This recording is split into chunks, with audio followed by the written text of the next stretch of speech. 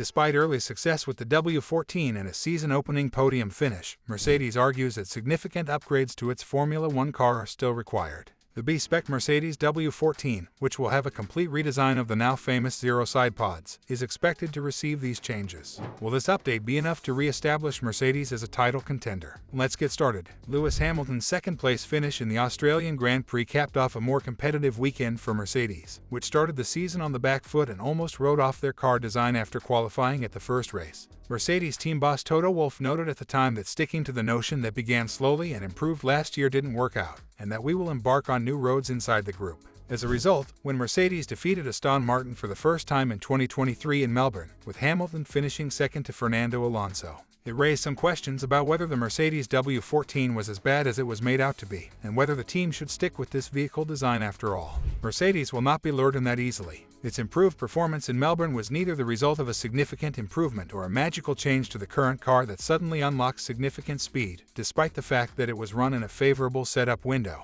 There will be some debate at Mercedes, but speculations are that they will stick with the B-spec car for the rest of the season. According to George Russell, Mercedes observed that the automobile performs slightly better in reality when operated differently than models predict, which also implies that there are still specific inadequacies in Mercedes' virtual development tools to be addressed. I've been working really hard with my engineers to get the most out of the setup, and I feel like the last 2 weekends we have really put the car in a really great window and migrated away from where our simulations have been telling us, said Russell. That is perhaps a reason why our pace was poor in Bahrain. With the knowledge I have now, I think we probably could have had the car in a very different window in Bahrain to have more performance. So, we need to look and understand why the sims are telling us one thing that we're going in a slightly different direction from. Mercedes continues to feel that the car is more daring than the Red Bull and Aston Martin, and hence more exciting to drive, so the days it is in a better window will have a significant impact. However, there were certain Melbourne-specific aspects. Mercedes appeared to have a great understanding of last weekend's tire warm-up requirements, which is generally a focus at Albert Park. And this, combined with some Friday practice delays due to weather, appears to be pushing Mercedes closer to the limit of what the W14 has to offer, while others, including direct competitors and possibly Red Bull, were caught off surprise. As a result, Mercedes qualified second fastest, with the season's narrowest distance to the front, an achievement that Hamilton described as truly blowing us all away. However, one fantastic performance in Australia, namely in fairly cool conditions where tire warm-up was critical, does not change the fact that the Mercedes is ultimately not quick enough, because it remained a distant second to Red Bull. Russell took the lead early in the race after passing Max Verstappen, but he was forced out of contention after pitting during a safety car period that turned into an untimely red light, and he eventually retired due to a rare Mercedes engine problem. When asked whether Mercedes had been too fast to criticize their vehicle idea in Bahrain in retrospect, Russell said, "No, it's definitely still necessary. The gains that we are seeing in the tunnel at the moment are going to bring some decent performance, and the fact is we're here to win.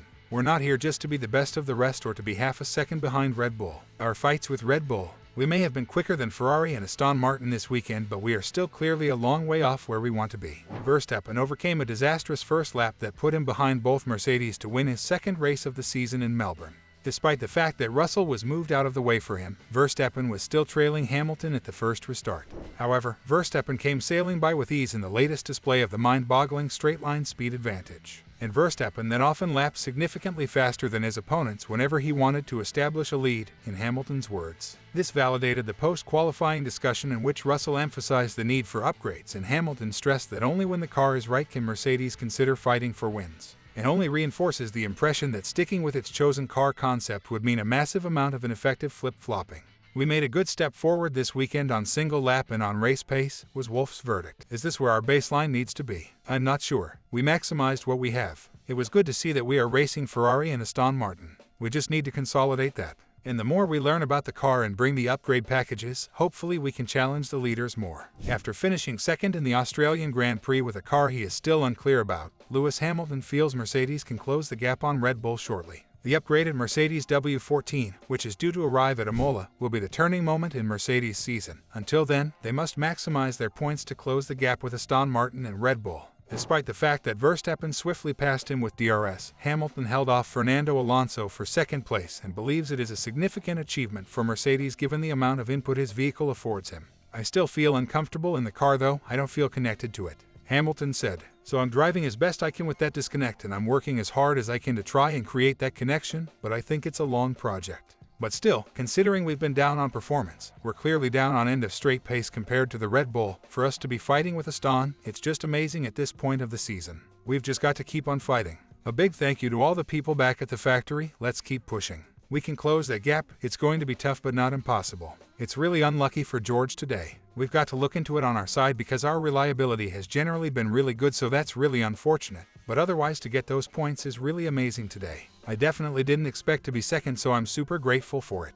Hamilton told Mercedes over team radio that he didn't think he could finish the race on worn tires as quickly as Alonso, but he did, and the 7-time world champion is loving having so many excellent drivers at the front this season. I definitely wasn't bluffing. Honestly, I was having to push a lot right at the beginning to keep Max behind, and then Fernando was pushing. They're very, very quick. I think ultimately he was a little bit quicker today behind me, but I just managed to hold him off, so for that I'm really grateful. And also just what a legend. We've got a world champion up ahead, we've got 3 world champions in the top 3. That's pretty mega. Although everyone expects Mercedes to step up quickly this season, they are taking their time. For the time being, Wolff has already ruled out a speedy delivery of the new components, noting that any permanent changes to the W14 would not be done until Imola, round 6. This is done to ensure that the new concept is the best option for the team. The Austrian told Sky Sports, "We're doing good steps, good developments, but you've got to run them, confirm them, produce them." So, I think we're not looking for introduction before Imola. We want to do it right also. Although the early prognosis for the impact of the renovations was favorable, he warned that observers should not anticipate a miracle from this first stage. "That's going in a good direction," said Wolff. "But we shouldn't expect like a miracle, suddenly we are on pole by half a second. I think it's more like consolidating our place between Ferrari, Aston Martin and us. That would be a good step." Wolff stated that the team would not be adding any performance for the upcoming races, instead attempting to optimize car setup.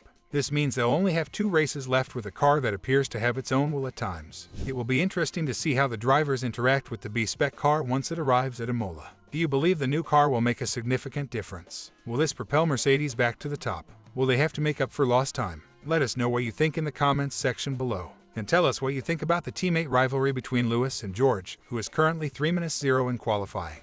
Will he defeat his partner this year? Or will we witness Lewis' redemptive narrative this season? With 3 races completed and 20 to go, there is still plenty to play for this season. And we'll be here to help you figure it out, so subscribe to remain informed. Thanks for watching, and we'll see you in the next episode.